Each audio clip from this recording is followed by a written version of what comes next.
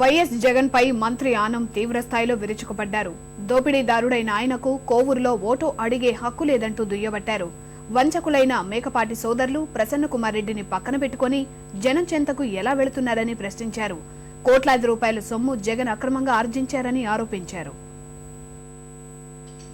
నేల మాళిగల్లో లక్షల కోట్ల రూపాయలని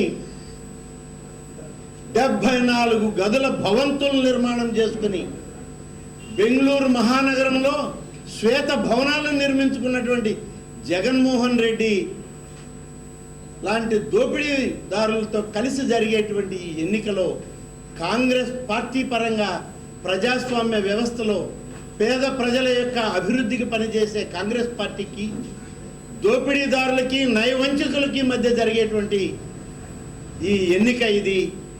తప్పనిసరిగా ఈ ఎన్నికలో సరైన తీర్పు కోవూరు నియోజకవర్గ ప్రజలు ఇస్తారు.